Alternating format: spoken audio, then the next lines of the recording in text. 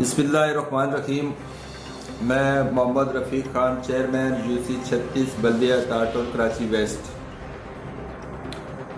मैंने लोगों को बहुत परेशान होते हुए देखा है कि जो असास प्रोग्राम के हवाले से जो लोगों के पास हॉटलाइन से मैसेज वापस आता है तो लोग बड़े परेशान होते हैं कि ज़िली इंतज़ामिया से रब्ता करें। लोग घूम रहे हैं, किधर है ज़िला इंतज़ामिया, UC चेयरमैन इधर उधर जा रहे हैं।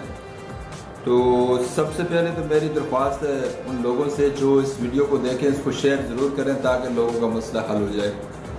जब आप मैसेज करते हो 8171 पे तो आपको रिप्लाई आती है, तो उसमें अगर लिखा हुआ आए कि आप इस काम के लिए एल हैं, इस स्कीम के लिए एल है, तो इसका मकसद है आपको दोबारा कोई मैसेज आना है जो कोड वर्ड होगा, उसके हवाले से आपको किसी बैंक से पैसे मिलने हैं, उसका नाम वगैरह आ जाएगा आपके पास। और जिस शख्स के पास ये लिखा हुआ है कि मुतल्लिका ज़िले दफ्तर से रब्ता करें या आप रजिस्ट्रेशन करा लें, इसकी ना अभी रजिस्ट्रेशन हो रही है और ना ही इसकी मुतल्लिका DC ऑफिस जो होता है, ज़िले का जो ऑफिस होता है, ज़िली ऑफिस होता है, वो DC का ऑफिस होता है।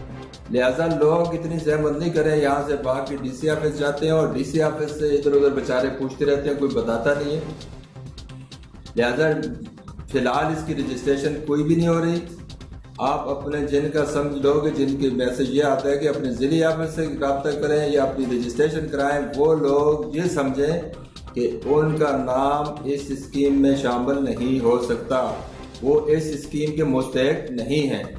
ये आसान लफ्ज़ों में आपको बताऊं कि जिसका नाम उस मैसेज के ऊपर आया कि आप इसके लिए एल हैं, तो वो तो एल हो गया, उसको 12,000 5,000 10,000 जो मिलना है वो पैसा उसको मिलना है, जब मिलना है उसके पास जब मैसेज आ जाएगा फिर मिलेगा।